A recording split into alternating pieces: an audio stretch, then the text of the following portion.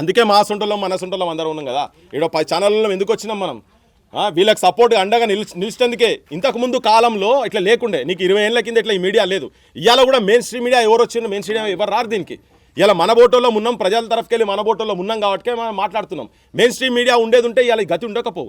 Main stream media లేదు. ఇప్పుడు ఈ మీడియాతోటి సోషల్ మీడియాతో జనం లోపల తీసుకుపోతాం. అందుకే ఇప్పుడు మన బంధుకు అవసరం లేదు మనకు.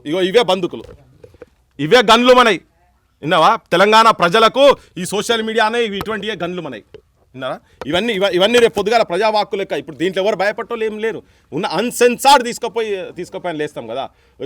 యాక్చువల్గా ఇలా మూడో దినం కావాలి తనది ఇంట్లో. ఈ 3 వద్దులు కావాలి, ఇలా 3 వద్దులు కావాలి. కానీ 100% చంపేద్దరు వాళ్ళు. ఎందుకంటే ఆయన నేర చరిత్ర ఉన్నటువంటి వ్యక్తి కదా. సందీప్ రెడ్డి అనేటోడు ఆ గ్యాంగ్ నేర చరిత్ర, గతంలో చంపినటువంటి ఉదంతాలు ఉన్నాయి, తల్వార్లతో పోయిన ఉదంతాలు ఉన్నాయి, జైళ్ళల్లో ఉన్నటువంటి ఉదాహరణలు ఉన్నాయి కదా. సో పక్కా వాళ్ళకి పెద్ద ఇష్యూ కాదు. ఇట్లా పెట్టి మెడల మీద కత్తి పెట్టి, నడుము మీద కత్తి పెట్టి చంపేద్దరు, 100% చంపేద్దరు.